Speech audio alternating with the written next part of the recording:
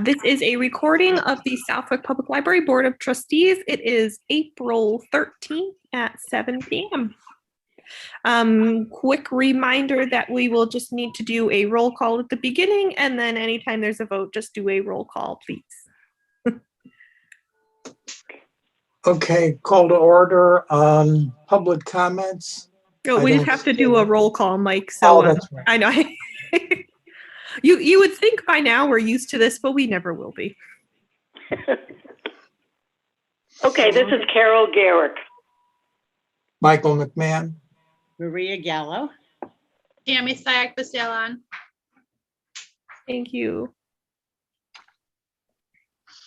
And as Mike was saying, we called to order. We have no public comments that I can see. There's nobody in the waiting room. And so communications. So on Monday, well, yesterday, we started the seed library. So far, it's gone pretty well. We've had a lot of people, they don't officially check out anything. I just asked that they sign a form, just saying that I took this type of seed or something. So I took a packet of sunflower. So that way I know, what we've got in inventory.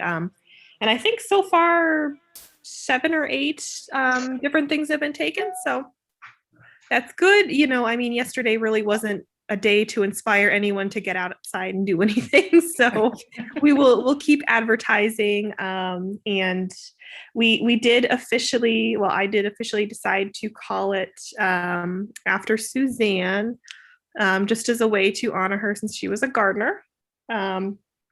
I'm sorry, I was planning, between planning everything and everything that happened, I was going to bring it to a meeting, but we needed to get everything out there and advertising before. So, but a couple of people have mentioned that it was a very nice gesture. So I think it was a nice thing to do. Yeah, I think it's a great tribute, especially since you're reusing the old card catalog because she loved history. I think she just grew flowers and things, but she also supported every farm, in town and farmers in general. And it made me cry when I first saw it. Well, that's I like that connection. I didn't think about the connection of the old card catalog, and I know in her obituary I saw that she had a lot to do with history and interested in history. So I think that's a nice connection too. I like that. We have some May programming coming up. A couple of things I think we have 2 things that we're going to try to do outside. So we're gonna set up outside. I think one of them is a smaller concert. He got a cultural council grant, and he just needed a space to do his ukulele concert. So we're gonna try to do that outside. And then the other one is another cultural council grant that we had applied for that we've kept having to put off, and we finally said we're just going to try to do this outside. It's metal smithing, so it might actually work better outside. Nice. So we've got those scheduled. We've got rain dates. And we'll see. I think they're both towards the end of May, so the weather should be pretty warm if it's nice out. So hopefully that will work, and then we'll just have to follow all the Board of Health rules. We'll have hand sanitizer, distancing, all kinds of, the usual. We have summer reading planning in progress. There is a date. They're having some kind of open house or get together I think it's at Woodland School in early May. So myself and Lise from the Granville Library are both going to be there. So we're trying to put together some of our preliminary summer reading materials so we can bring that. They offered us to have a table at the open house. So we're going to be able to bring our materials and have that there that day. So that should be a good way, because with school, not in session last year, we had such a hard time advertising summer reading. So this will be something good for us. And it'll be a good test run, because I'm hoping we would be able to attend, more local events in that capacity when things start opening back up again. We can have tables at events, maybe sports things with the schools. So we shall see. This will be a good test run. Which school did you say, Lynn? I believe it's Woodland. Woodland? Either Woodland or Powder Mill. I can't recall. I mix them up all the time. It's with the younger kids, so I think it's Woodland. But that's coming up in May, and I think that is it for communications. So we can move on to the minutes. Any corrections or adjustments or anything to the minutes? No, it all looked good.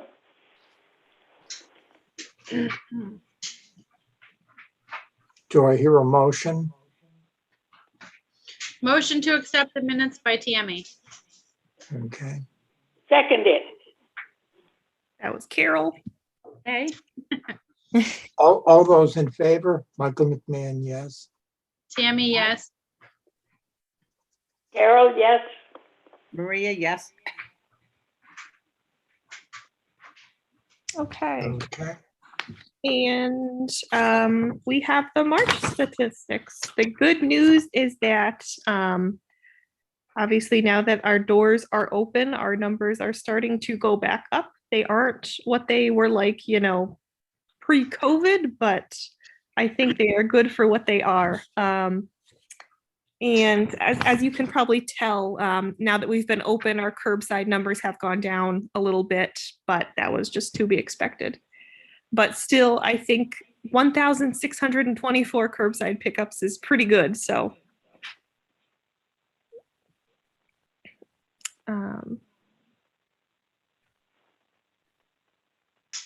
Yeah, I mean, and our door counts are good. We're obviously not having programs inside, so we're not getting all those numbers from that. But I'm pretty happy with our circulation. We haven't been as busy as we would have been if there was no COVID, but after we opened up with no appointments, I think we've been doing pretty good every day. It's been a good amount of people coming in.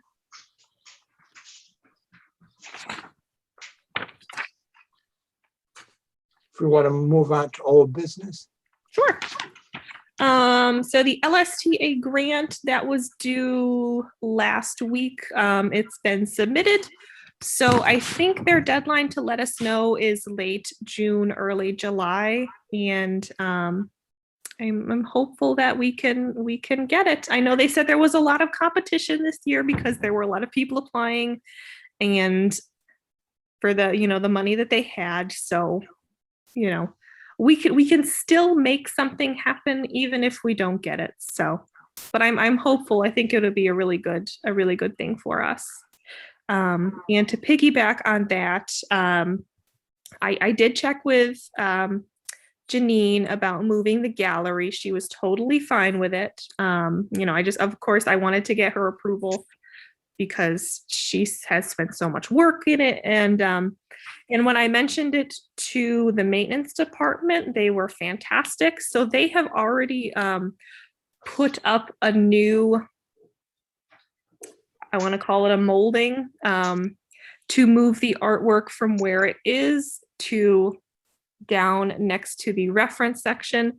So they already put up the molding. They did painting. They're fantastic. They did it already. And I think even if we do not get the grant, we're still planning on getting the barriers. So, we will be using the space. Obviously, we're not moving anything just yet, but hopefully in maybe a couple months, once we have an idea whether we've got the grant or not, then we can talk about a little bit of rearranging.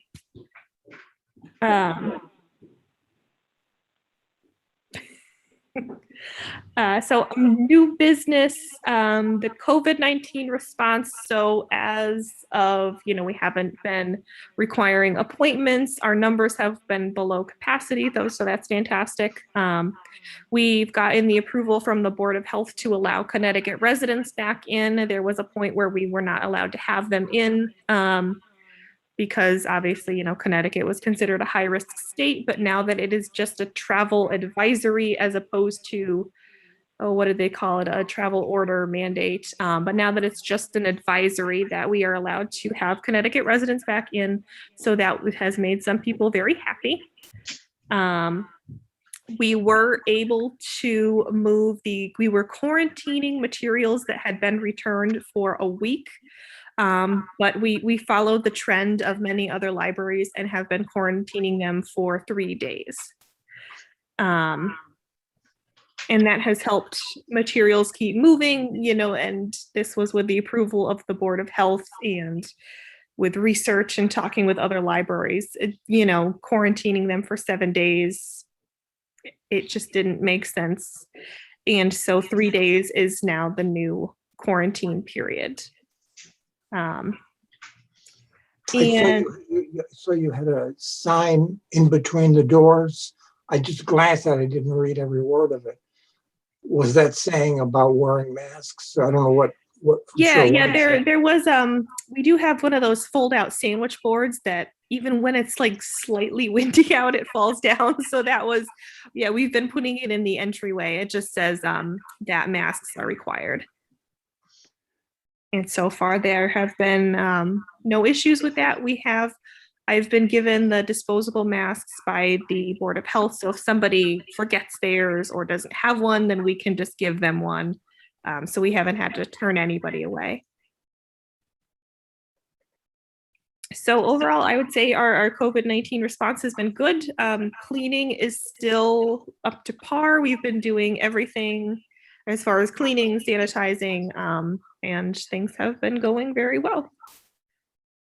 And then I believe it was Carol mentioned to me last week that Suzanne was her backup for signing the invoices. So perhaps we need to assign another person to be the backup signer if Carol is not available. I'll do it. And that only happens once or twice a year that I'm not available, I'll But do it. we have to have someone that Heather can call on. Yep, it sounds like Tammy's willing to, if that's wonderful. Oh, good. Great idea. Okay, and the next question under new business I had was, as far as now that we're rearranging to put things like the barriers up and things like that, is there any process that we have for decommissioning donated items? And I'm talking about like larger items, like there's a long table that, when people donated stuff, they had their name put onto it on a plaque.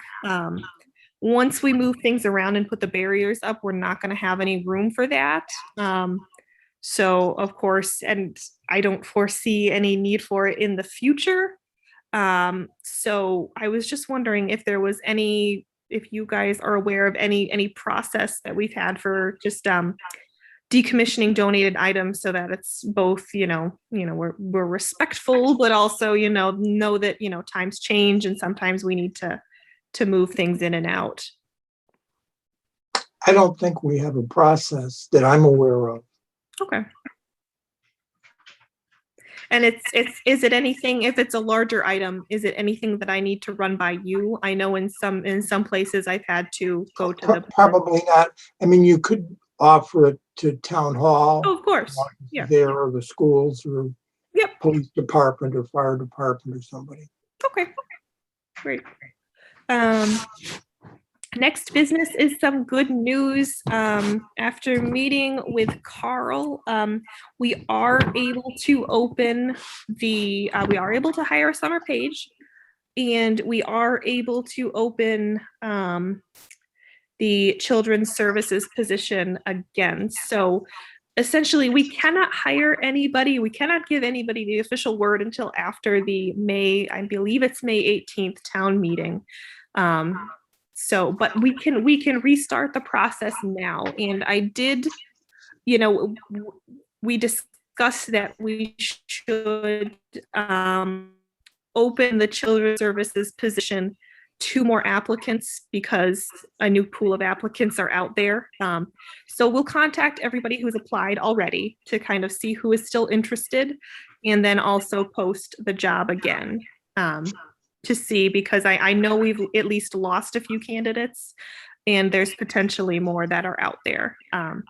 So I'm going to draft a letter to run by Carl to send out to all the people who applied, and just kind of test the waters and see who in our pool is still interested. But yeah, so that's the good news. We can at least begin the process. We can't do anything official until after the town meeting when our budget has been approved, but at least we can kind of get the ball rolling again. So that's very good news. And the last thing I had was that we received our second state aid payment. And it is, I'll say this slowly so Maria can catch up. It's $9,082 and 22 cents. 82 and 22 cents. Okay. Yes. Yep. So that is our second payment, and our first payment was $9,065 and 94. And I do not have a calculator on my computer, and I didn't write down the addition of both of them. But so they're pretty decent state aid payments. What was the first grant? The first one was $9,065 and 94 cents. Okay. And the one we just received was $9,082 and 22 cents. So that's we did pretty good. 1,148 and 16 cents. Ooh, nice. Yeah, so we did pretty good this year. You know, I think these are not too far off than from what we normally would get. So I think it's a bit higher than typically we Yeah. were getting in the 14 or 15,000 range. And then this year, as you say, you're up around 19 something. yeah, so Good. it's been a good year, which definitely, you know, makes you know, a couple of the purchases that we want to make. Like I know we're probably going to have to take a portion of the barriers out of state aid, and I am trying to get us some new computer chairs for the library because ours are starting to look really sad. So it's nice to know that we have this backup to pull from. So I mean, after 20 something years, you know those green chairs, they haven't held up very well. We need some new ones. And we're avoiding cloth. I like something that can be wiped down Right. easily. So yes, so we're hoping to kind of revamp that a little bit, and the state aid is such a huge help for that. So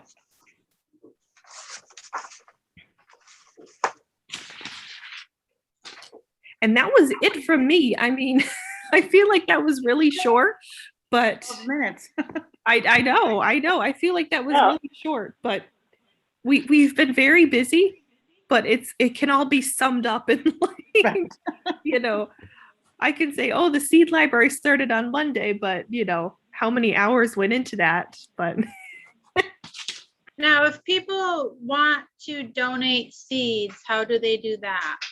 I think we decided from talking with other libraries, I'm only going to take donations if they're from like a group like the Agricultural Commission, or there's another woman in town with a gardening business who contacted me. I'm just afraid of, you know, if anybody were to just donate. I mean, I'm not a seed professional, so I wouldn't be able to tell this from another thing. And, you know, I'm just afraid of, you know, even somebody good naturedly accidentally giving us something that's like an invasive plant or any type of other plant. After talking with other places that do it, you know, I'd rather play on the safe side and just, you know, we can purchase our own and only take donations from, you know, reputable organizations or companies. And, you know, not just take anything from somebody who comes in with an envelope, because you have no idea what that could be. Right. So yeah, I think we decided to just cover ourselves and do it that way. But you know, I'm also trying to think of other ways that we can kind of beef up our library of things. I know we have a soil pH tester, but there's probably a couple other things that we could get to kind of complement that. So there's things we can do. volunteers come back in again. I know you. Yes. We have 3 of our volunteers come back so far, which has worked out. I think 3 is a good number.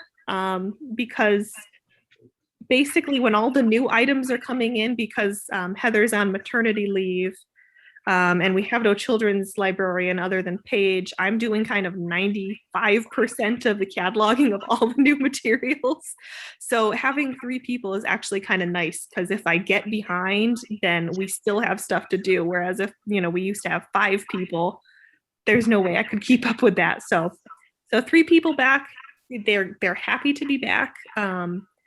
And yeah, it's nice to see them again. It's nice to see how excited they are to be back and see us. You mentioned Heather.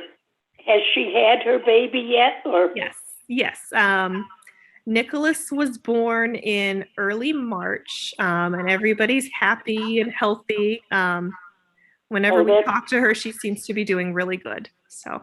Well, that's good. Yep. Yeah, and we're expecting her to come back mid to late May or so.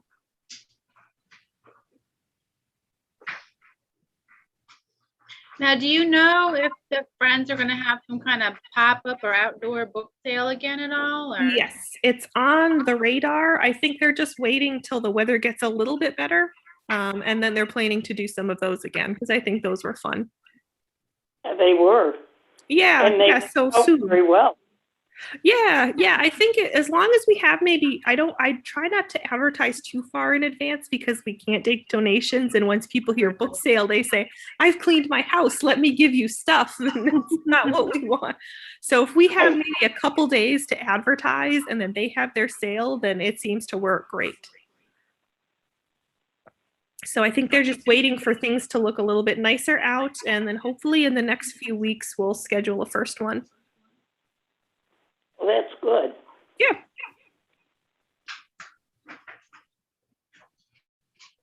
So it looks like we're finishing the meeting in record time. What shall I say, 7:15? Nope, there's my dryer. Sorry. That's the meeting alarm. Time is up. Looks like it's 7:23, Maria. Okay. A motion to adjourn? I'll make a motion to adjourn. Tammy seconds. Okay. All those in favor? Aye. Tammy. Michael, yes. Perfect. Okay. One thing we need to do is determine when we're going to meet in May, because the second Tuesday is election night or election day. And then I think the Tuesday after that is town meeting. Right. Right. So should we meet like on Monday, the 10th, something like that instead? Yeah, we could. We could. Let me just see. I'm going to look up our calendar really quickly to make sure I'm not booked with the program already. I can't remember what's going on these days. May 10th.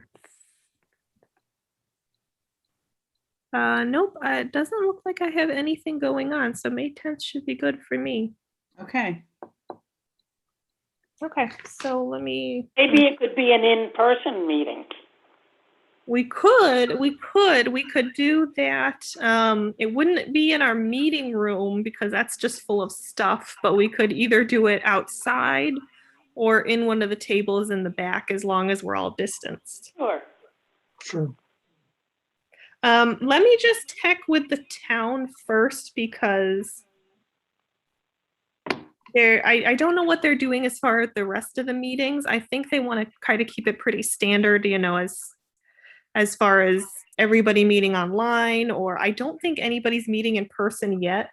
So let me just put a quick query out tomorrow. Okay. But we'll set on May 10th, potentially in person if we can. And then I'll just check and see if that's, they may not want to have one group meeting, because then other people are going to say, well, why can't we, or why haven't we, or, so we'll just try to stick with the norm as far as that, just to not, but yeah, I'm just putting that in my calendar to remember for tomorrow. Okay, so May 10th for sure, and then I'll check about the availability for trying to do in person. Okay. Sounds good. Okay. Well, good night, See you everybody.